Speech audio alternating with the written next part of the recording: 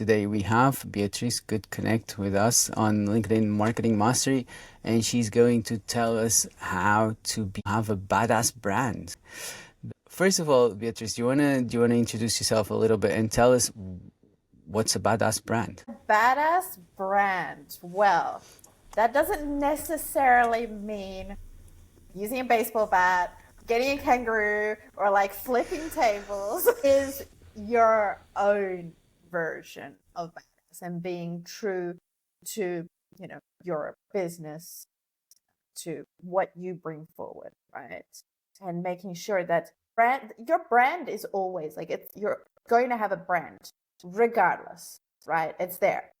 It's helping businesses to control how that is perceived and implement it rather than having your audience control that and Yeah, whether change you're that. aware of it or not, you have a brand, right? Yeah, exactly. It's always overcomplicated. People are like, oh, is it the graphics? Is it the like what exactly is like brand strategy? What does it cover? And it makes it difficult when there's a lot of people doing different things and claiming brand strategy. But from That's my great. side, it's building the brand, like building the plan and implementing it. All right. So what's with the all right, so you position yourself as you even use the word badassery. It's a really fun word. I like it. But the way you have your kangaroo that represents you, Roo, right? Yeah. And you have the baseball bat. What do they mean? Like why? So I was actually born and grew up in Australia, hence the kangaroo. All And right. it's a little bit of the Aussie in me. And also, I mean, what is more badass than a kangaroo? Like, kangaroo kick force is around like 400 pounds. Like That's true. a Yeah. red kangaroo, right? Not Yeah. not like a little wallaby, like little fake kangaroos. They are there, like they kick ass. Even, and I found this out after choosing kangaroo as like the symbol for badassery, is that they go into a body of water and like sit in there looking all cute, like lure their prey in and then drown them. So, Jesus Christ. That's really badass. so it's pretty badass as it is as a creature, right? So give it a baseball bat and like shades. Yeah, yeah. And why did you ever play baseball? Have you ever seen No, The Walking Dead? I mean, I've heard of it. I've like maybe When accidentally watched an episode. have you seen it, Darren? When Yeah, I see you holding it's one that of my bat, favorite you're gonna have to series. watch it. Yeah, I love The Walking Dead. Absolutely love it. Beatrice, So you you know should what I'm definitely talking watch about it. with that baseball bat. I mean, yeah. There's a guy with the one like the bat and the wire on it, the spiky Yeah, wire. yeah, the barbed wire. Yes, there's a story behind it. The bat has the name of his wife. I mean, is her soul in it or something? Or No, she died before the world went to crap, and then he just it's like his favorite thing in the world, and he just beats the crap out of people and zombies with it. I mean, I'm down for using mine on zombies, or just any kind of villain. You should have a look at it because honestly, that's the feeling I have when I see you holding that bat and swinging it. Like, Solid bat. It's a solid bat. Like it's there for, anything that comes in the way of like, achieving this brand. And I do see that badassery element is sometimes it's misportrayed. It's like badassery, like, according to the dictionary, is doing something to an exceptional standard, and that's all that's right. my approach. Oh, I didn't know that. Okay, so I mean, Takes it to the next level. it couldn't be any better. So I guess it comes from how do you guys call it? Like Darren, help me out. A brand archetype, right? So what is your brand archetype? What spawned this brew and the bat? So the brand archetype, like the traditional from these 12 brand archetypes, mine would be mainly based on the outlaw, the rebel, where you're shaking things up, and it leans into my why. So whatever you see, it's all linked in together, right? So my why is hitting back against those societal norms, those we shoulds. We should, lead our life in this direction. We should be like, have that financial security before we try something. Or we should get like a house, 2.5 kids. Like, there's so many shoulds, even in business. Oh, like, look at this other competitor. We should do something like them. I can just, like, Darren, I'm sure you've gotten a lot of people who are like, yeah, I want a design that's like this one. I think you guys have something in common there. Yeah, we're my archetype. You've probably guessed is massively outlaw. And mine came from a history of my great grandfather was a Sicilian jeweler and part of the Italian mafia, and he was linked with the mafia in Italy or Sicily, and that's where the gangsters came from. And then the pink, I was in a punk band for 9 years, and I used to have pink hair, so the pink was then brought in with the gangsters, which then formed I was in a punk band, which is obviously rebel, and that then became my brand, the Pink Gangsters. But then, you're talking about, trying to blend into the norm and stuff like that. It's like I swear a lot in my content. I don't care if I offend people. I really just couldn't give two shits about it. People's feelings are too soft these days, and that massively plays into the outlaw rebel archetype. But like what you're saying there about clients who say, oh, we want to do the same as this other person or this other company. The problem you've got when you copy somebody else is you're already 10 steps behind them. Do you know what I mean? So as soon as you're copying them, you're trying to keep up with what they're doing all the time and not breaking your own route or your own direction. And not just a rebel or outlaw archetype. I think companies need to do that. They need to make their own path and make their own way, because the problem is that, like, once you get to that stage, then you're pioneering the next step each time.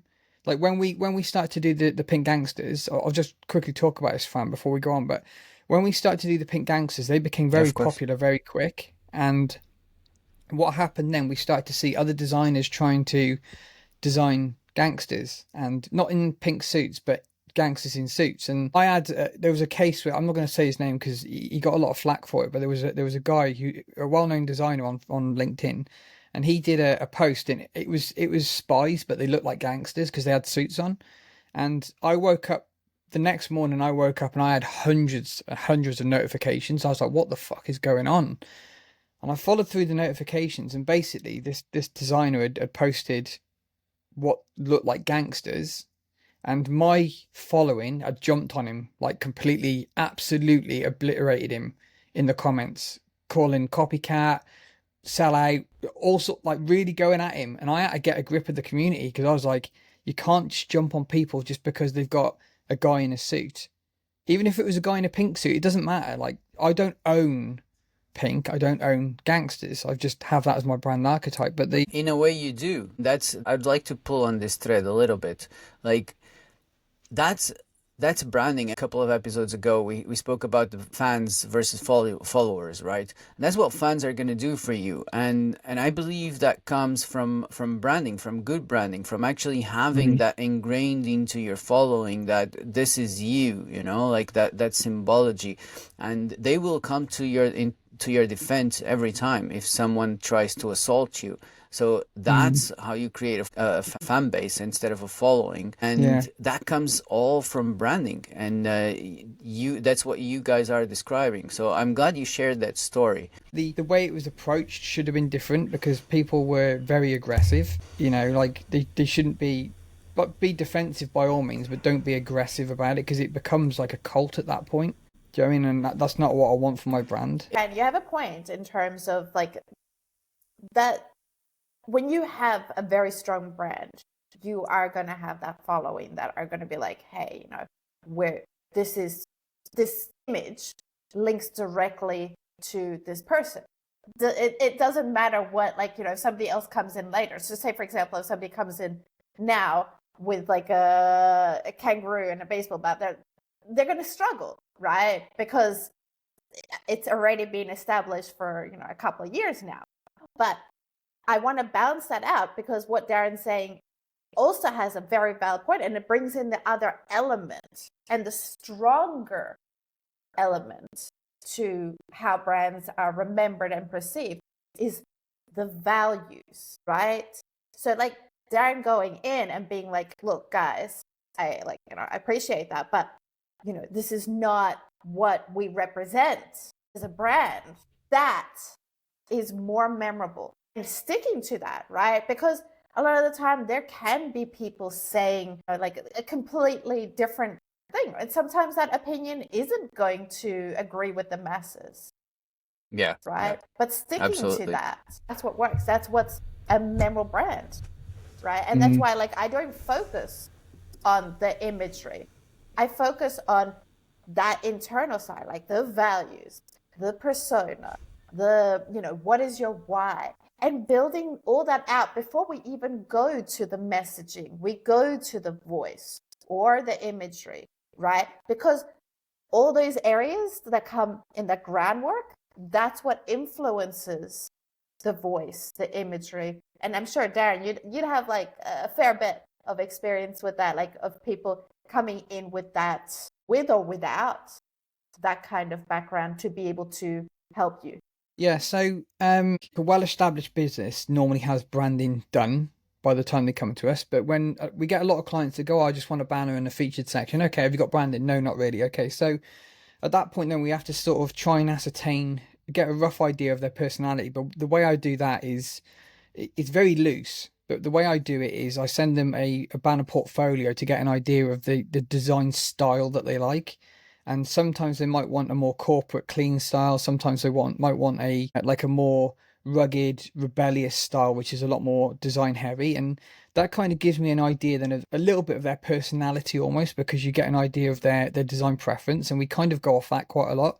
But going back to like when that designer used spies in his designs, because I know like Jasmine Alec put a picture up of him in an AI suit, a blue suit at one point, and people jumped on that. People jump on it all the time now. But what people need to realize is, if somebody tries to replicate or copy your branding, if it's not their internal dialogue for brand archetype, it won't last very long. So they can copy it and then they soon get bored and move on to something else and something else and something else. And that's why I wasn't too worried about it, because I knew that my deep down, my archetype is rebel, is outlaw. And I knew from my history, I needed the gangsters because my bloodline is Sicilian. And the pink come from my days in the punk band. And so I knew all of that was very, very deep embedded into my roots, not just my roots in terms of me, but in terms of my history, my family history. So when he started using these things, I knew it was only going to be a matter of days or weeks before he moves on to something else. And he did. He moved within a couple of days. It was on to the next thing, the next thing, next thing. And I see loads of other people doing it as well. So, they come and they try and make the suit look good. And like, I don't think you're going to beat magenta in a suit. You're just not going to beat it. It's a really good emotional color, and it's warm, and it's better than a black suit. Black suits are boring, so people can't really, they can try to copy it, but it ain't going to last very long. And I think that's when you get deep into your brand archetype, and because there's so many things that we have to look at as a brand archetype. It's not just colors and fonts, it's personality traits. You go through, like, even looking at like all your past jobs, what did all those jobs have in relation, like if someone's like, oh yeah, I was a nurse and then I was in a care home, then they're the caregiver archetype, and we can really base it on that because all their job preferences is quite well focused on that care side of things. If they were like, they're always in the military and they always love the action and stuff like that, then you might be going more towards slightly outlaw and like the hero archetype, depending on what their preference has been for so long in their life. And there's a reason people choose jobs. Like, some people jump jobs just left, right, and centre. They don't really care. They just want to get paid. But a lot of people choose careers because of certain traits of that profession that they're really drawn to. And you can look at their past jobs to get a good idea of a brand archetype as well, not just their family history. So that's my input on branding. Yeah. I want to connect this to LinkedIn. So you hear a lot about personal branding and all this stuff on LinkedIn, and everybody designing a banner nowadays is a personal brander according to their LinkedIn profile. Like, There's a friend of ours who's been on our previous show. Hopefully we'll get her here as well. Inga Sliner. And she's always talking about how, and I love that perspective because that's how I see it as well, how branding is the foundation for marketing. And I'm a marketer. For me, what matters is ROI, numbers. And there was a fun discussion argument between Russell Brunson and Gary Vaynerchuk a while back. Like, they had a huge fallout because of this, because Gary Vaynerchuk is all about branding and Russell Brunson is all about marketing, and like they stopped speaking to each other for a year because of some discussion they had, like when Gary went to Russell's event or something like this. It was a huge thing, like just because they tried to put one against the other, when at the end Russell comes out 1 year later and he tells about what happened, and he says, at the end of the day, guys, they're both connected, because like you need marketing for an immediate return. You need marketing strategies and implementation and funnels to get that to make that sale. But the branding is what is going to set the foundation for marketing and work long term in your favor to keep you on the right path, because otherwise you get diminishing returns. I can have an amazing marketing strategy, but if my branding is not on point, then I start getting diminishing returns later on. People start to lose trust in me, because who is this guy? Why was he talking about, like, we have examples like Budweiser and stuff. Why were they defending these values and now they're against this and like whatever? They're just trying to get attention, and people pick up on these things really quickly nowadays. And I see on LinkedIn now a lot of people are starting to use like these little tricks of trying to put people against the gurus or whatever. And I'm not here to defend one or to attack the other, but it's funny, it's hypocritical, because they're growing a following on the back end of criticizing others, but there's no brand there, like this value is not going to last. It's what Darren was saying. So let's get back to LinkedIn. Like, if you were to start right now on LinkedIn, Beatrice, like I know that you focus more on big businesses with teams and stuff, but let's say that you had an advice to give to someone starting on LinkedIn right now, and you'd say like, this is what you need to do first before you even start posting.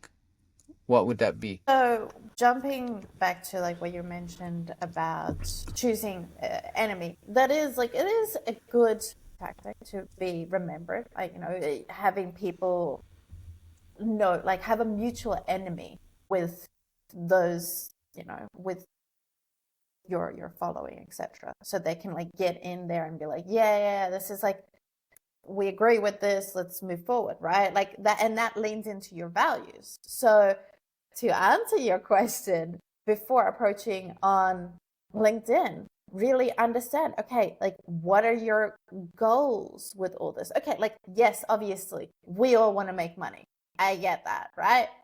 But at the end of the day, like, okay, how are you going to be different? And it can't be like, better service or better quality, or we're number one. Like that's something that, it's not going to stand any ground. And another thing is like to watch out for those value judgment words, right? Where often we're saying like, we want to give like impact, we want to give results.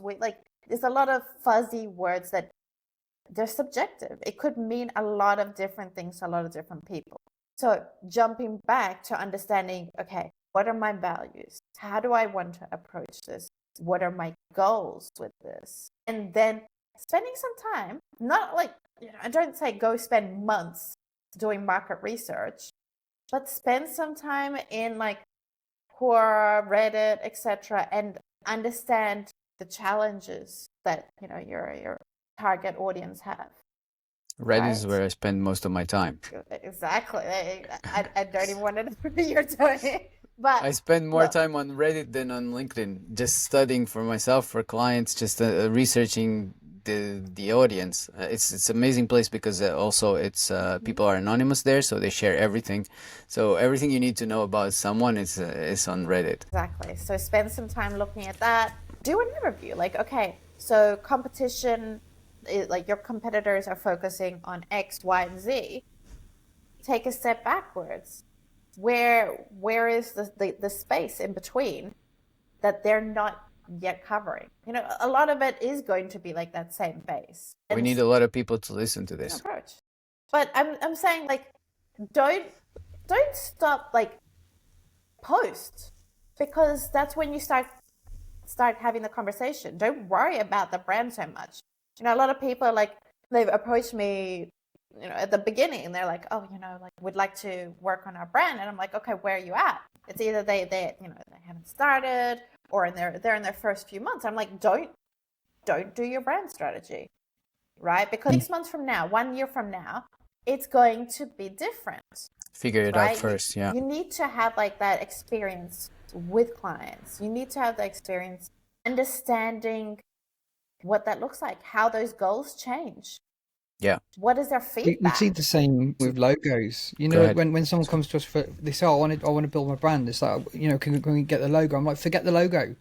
The logo is like the last thing you need to think about, because the problem is you might go for like a bold, you know, a big bold logo now, and in 6 months' time your voice has changed, and now you need a more elegant one. So now you just wasted £400 on a logo, and it's like, it's really not important. You know, like you've just said now about just post.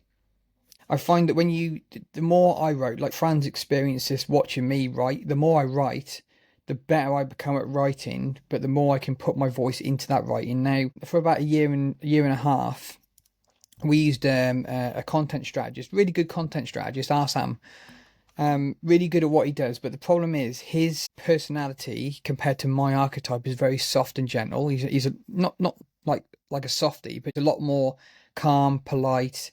He's that kind of guy. And when he created our content, the content was good, but the problem was it was nowhere near my voice, like nowhere near my style. Like Fran can get it quite close to how I write. Fran's really good at, like, quite good at imitating how I would talk. I think if anyone's going to look at getting content strategists at all in the future, they need to check their personality and archetype to make sure that they're going to be aligned. You can't just use any content strategist, because I find like most of the time then you're going to struggle. And content, if it's not aligned with your personality, the content is not enjoyable to read. Like, I didn't enjoy posting it. It was just every week, just post it and schedule it. And I was like, not really enjoying it. And like, Fran, you've seen it with me when I start writing my rants that, for me, ranting gets so much engagement. And so I get so many sales off it as well. But because I go all out and I put my voice into that post, people know it's me, and that matches the gangsters. It matches the brand, where the soft content doesn't. So like you say, just get posting. Don't worry about the brand too much, because that's how you find your outward voice to start with, before you can start thinking about how do I find your voice first, before incorporating that into, okay, now what do I need it to look like as a visual. So that's kind of where I go with it. And avoid templates.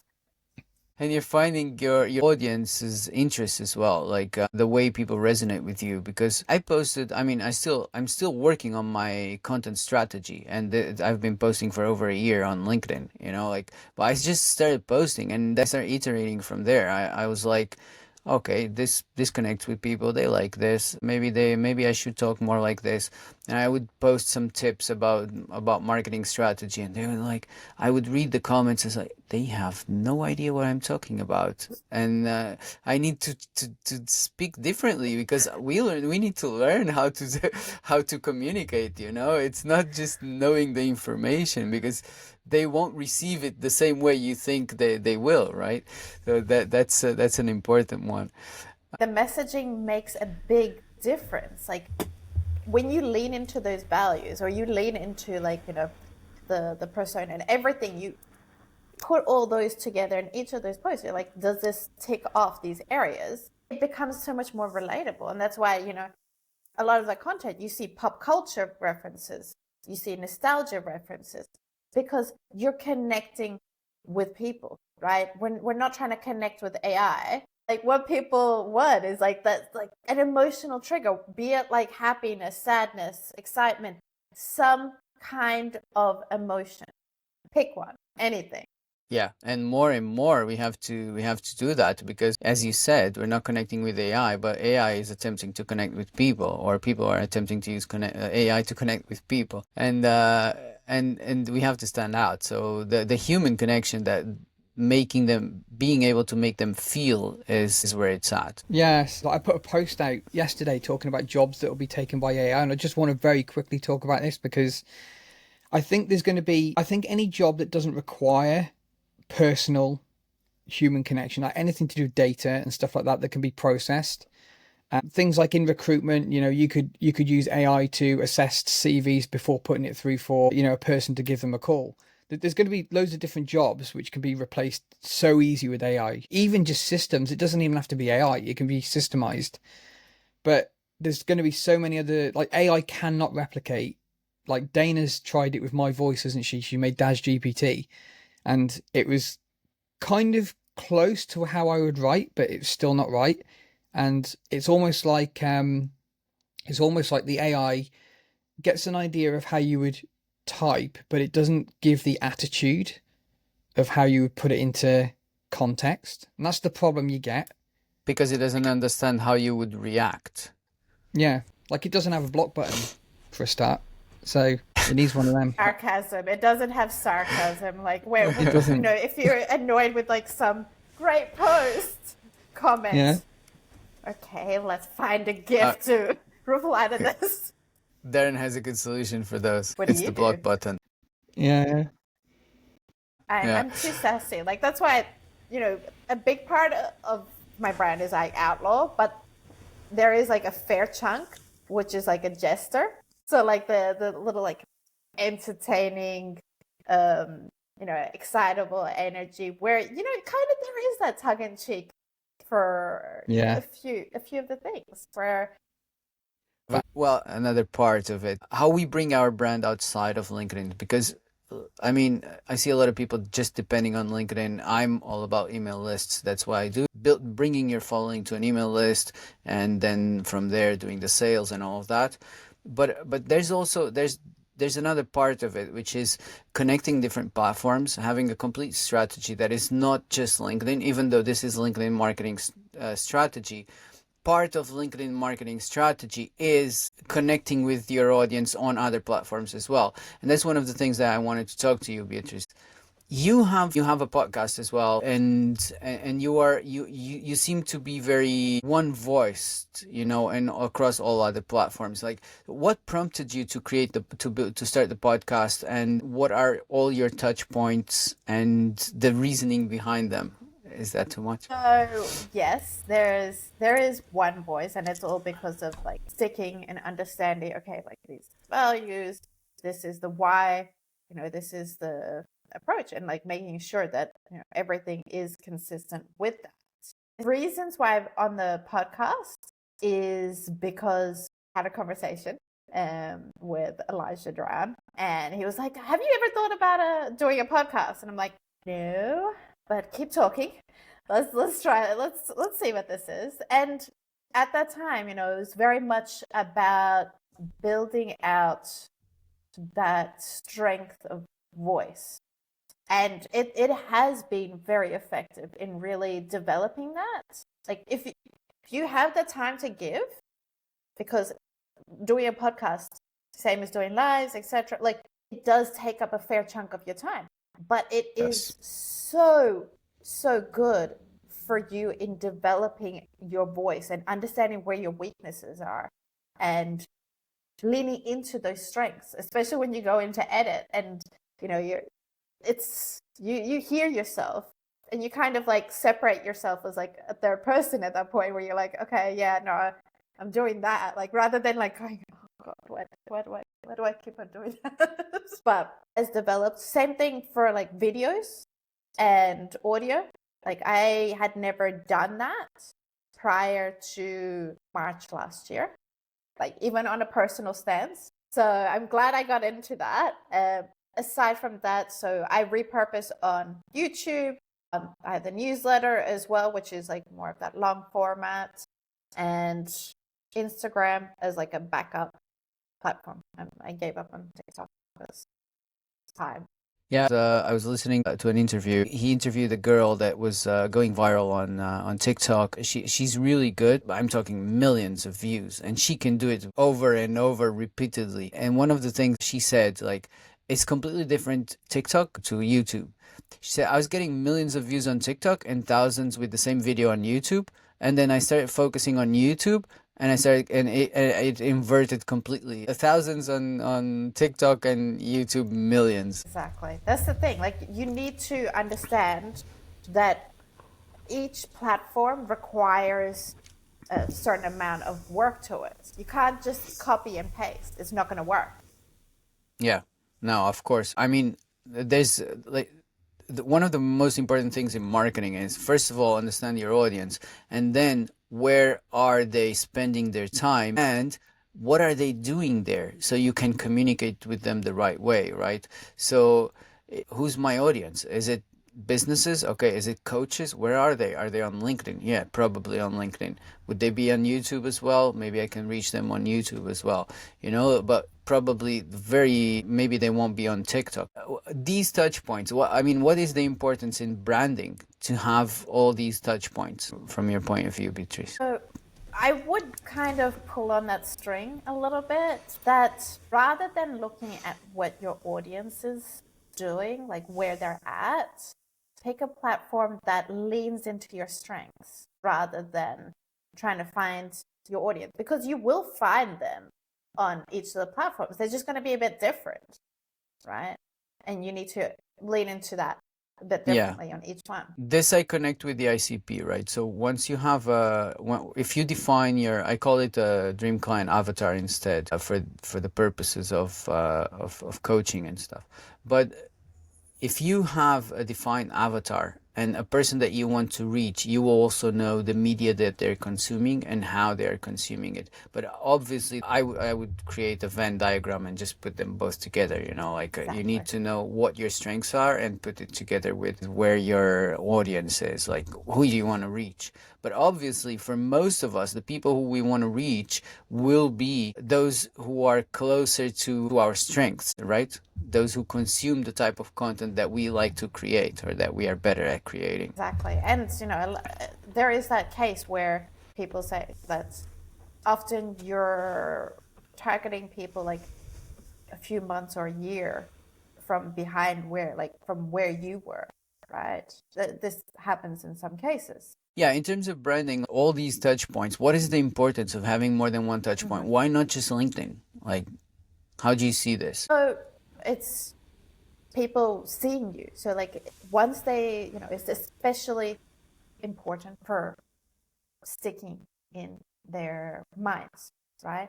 So if they're only seeing you on one platform, it takes longer to stick in people's minds. So if they see that same consistent vibe over different platforms that they're on, then they're like, okay, like this, you start building trust psychologically, right? Yeah, you connect with them why it's further. so important. On a deeper level, right? Exactly. Yeah. I love that. I'll ask the question here. Can we help people on Reddit? I know it's from the previous subject, but I just want to answer it. Can we help people on Reddit beyond replying to their questions or issue on the platform, like take them out of it, DM, or exchange contact details? This is a very good question. Reddit, you have to be very careful with the way you approach Reddit. Reddit is ruthless. For the same reason that you get a lot of good information there, users on Reddit are ruthless. If they feel that you're trying to promote yourself, they will destroy you. But with this being said, there are subreddits specifically for that. There's, for example, the podcast subreddit. They have a specific weekly post to promote your own podcast, so other people can go and subscribe to your podcast. So there are specific ways to do this. If you go to the YouTube new YouTubers or NewTubers, something like this subreddit, they will have also you cannot post your channel there, but you can ask for help. And if you have your channel link in your profile when you're asking for help, for example, people will go and check out your profile, or in this case your channel. The way I would approach this, Ola, is if you want to take people out of Reddit. Just if you do it from the inside, and I know you can do this knowing you, just do it very genuinely with your good intentions and you will have no problems. But if you go there with the intention of just promoting, they will destroy you. You'll get downvotes and yeah, and you'll feel like deleting your profile. But if your intentions are good on Reddit, most of the times you'll be okay. I use it mainly for research. That's the thing, like those backlinks. That's a massive thing. So people can see your other touch points. You don't necessarily need to promote as long as people get an understanding of your vibe, be it like as a business or as a person. Once they understand that, then they want to go learn more. They'll do a bit of Yeah. stalking. They'll be like, oh, like what does this person do? Like, where can I find out more? That's how, say, for example, on LinkedIn, like a lot of the time when you get clients, they're not the ones in the comments section. They're the ones that like you never see it, and then they're suddenly like, oh, hey, I need your help. That's what you're looking for.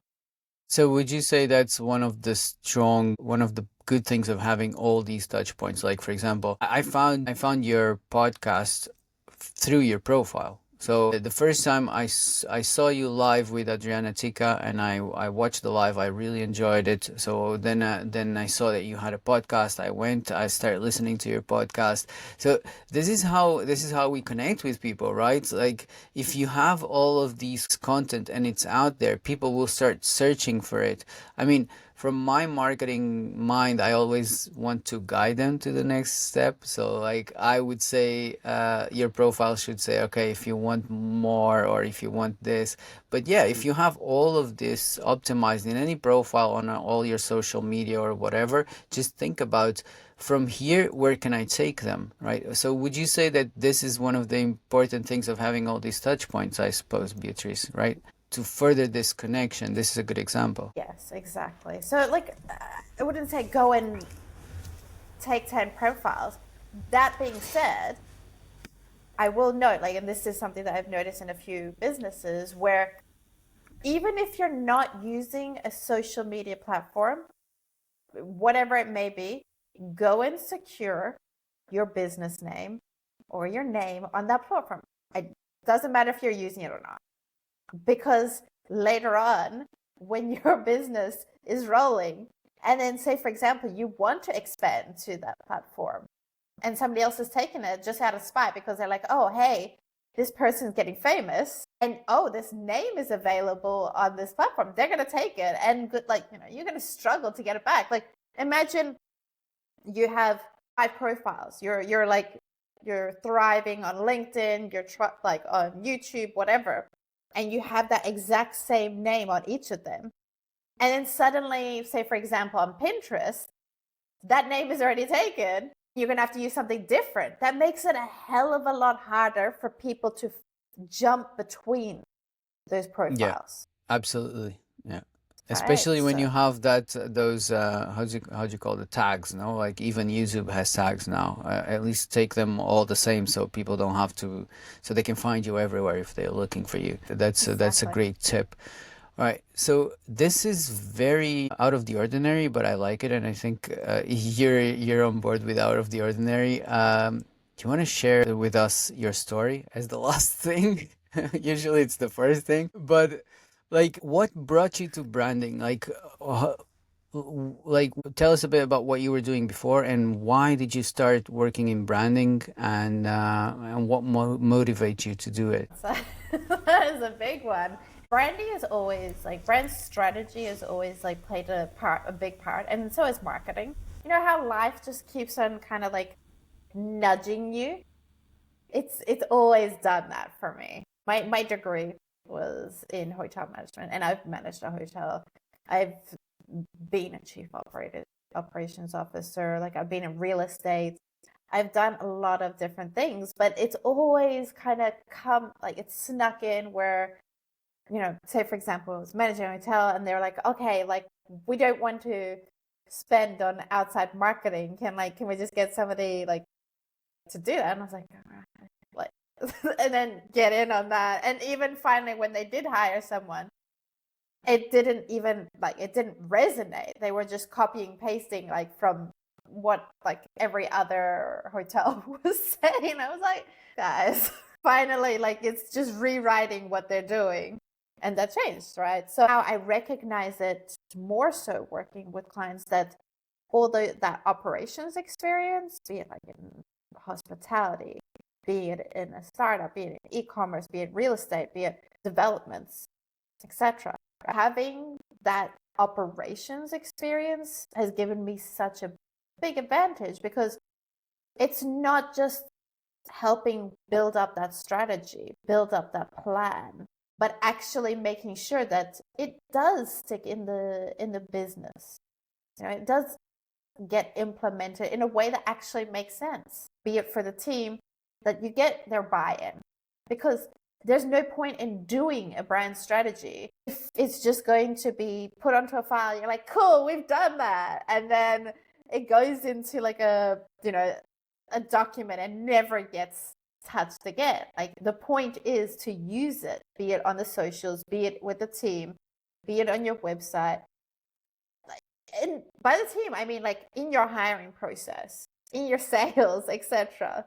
So it's always like it's developed. And when I first started this, like Badassery and everything, it was like marketing and brand strategy. And then I recognized, I was like, that is a lot for one person to really do. And I do see like those profiles now where they're like covering, okay, we do like copywriting, we do brand strategy, we do like marketing. And I'm like, you as one person is doing Yeah. that. Yeah, you can't. That's the first rule of marketing. You can't be everything for everyone. You can't be everything. And it's not physically possible to do it well, right? Yeah. You want to be able to fully commit to something so that it actually works, so that it triggers like that reaction. So yeah, I mean, I started Badassery. I lived in Myanmar for 10 years. There was a military coup there, and so I left the country after 6 months. Like to me, Myanmar was probably like home more so than Australia. And it was a struggle to leave. But because of that, I spent a year like job hunting, because you couldn't continue with the business there. So after like, getting close to the end of the 1 year, I was like, you know what? Like, I think this is a sign beyond like, it being bad timing with like, the let-offs of VP, president, etc., all these levels, and they're applying for other jobs. I was like, you know what? Like, why not, instead of just helping one business, why not help like many? And I'd been thinking about starting a business for a long time. Like, I just had the wrong people in my life where they're like, just get a job, get the financial security. Look, I get this for a lot of people. Like, that's for you. Like, you get that job. If you can get a job and do a business at the same time, that'd be amazing. For me, like, I know if I got a job and I tried to do this, I'd be focused on like just a job, right? I wouldn't be able to give this the level of attention that it needs to succeed, for clients to succeed. So I that's started how trying in Badassery. business when I was still working for others, and I couldn't make it work. I had to give it full attention, or I wouldn't. It didn't work until then. Until I was fired. Exactly, and that's how this happened. That's the story. And you left Myanmar, and this was where? Where were you at the time? In Myanmar, like No, yeah, you left Myanmar, right? And when you started your own business, I in know you're in Thailand. Spain now. Oh, okay. Yeah. And why Spain now? So my father was Swiss, and my mother was Portuguese, Oh, really? and We got yeah, something in common there. My I mother can't was speak Portuguese Portuguese. as well. Can't speak Portuguese. So that's why I was like, okay, Thailand at that time was like a pain for like long-term visas. It's like, let me just find somewhere I want to just put my full mind towards Badassery, towards clients, towards all that, without like that headache. So Europe made sense. Like, I didn't need to like find a visa or anything like that. It's just moving to the third continent in my life. Which That's was amazing. interesting. Yeah. So Yeah, like it's amazing. Does that play a part in your brand? it does. Because the reason how all this like this strength to just keep going despite like it sucks. And I mean, you know, friend Darren, I'm sure you know this, like doing business, sometimes it sucks. It is hard as I don't even know if we're allowed to swear here, but yeah, here we are. Darren does. Cool. So it is hard as fuck. And when my mom passed away, this was like about 8 years ago now, that was like first trigger me. I was like, look, if I have that slight indication that I want to do something, go and do it. Like my brain is like shouting like no. My heart is whispering like yes, go do it. Go try it. That started the journey. And then my dad passing away a week before the military coup, it was just like, okay, Wow. that hit. Like my dad was everything to me. He was my rock. And that happening, it was just like, okay, you're just in this, just you. Just keep going. One foot in front of the other. Like you only get to do this once. Let's do this. I'm struggling to process that myself. Your story, like that's a tough one. How you got to where you are, that's strong. I mean, I can see you are the absolute definition of badassery. That's what happens when like people ask me, I said, what's your story? And I'm like, I don't even know where to start. Asked a few times and I'm like, which part? Yeah, I get that. Yeah, that's strong. But I'm glad you're here. I'm glad you're empowering brands to be badass, and it's good to see you out in the LinkedIn world and on your podcast and everything. And I'm really glad you decided to join us today. This was a lot of fun. Beatrice, how can people find your podcast? I will leave the links both to the podcast and to your LinkedIn profile in the show notes. But just if you want to share, like how can they find you and what are the best places? The podcast definitely I recommend. Thank you. Yes, season 2 is being really shaking things up. So the podcast is The Art of Branding. Some weirdo decided to start their like with the exact same name after I started mine, but it's on brand, obviously. If you see the kangaroo with the baseball bat, that's the one. And aside from that, there is the Badass Mob. Darren, I'm sure you're going to love this. It is my newsletter. We've got all the mobsters on board, less mobby, more like death to boring. So that is what we cover each week, each Friday. There is one email that goes out and helps like a little bit in terms of strategy with actionable tips. LinkedIn under Beatrice Good Connect, YouTube Badassery by B, and Instagram Badassery by B. Thanks a lot, both of you, for being here, and thanks a lot for everyone who attended live and for those who are listening to us anywhere on the web. Have a great day. Thanks so much for having me on.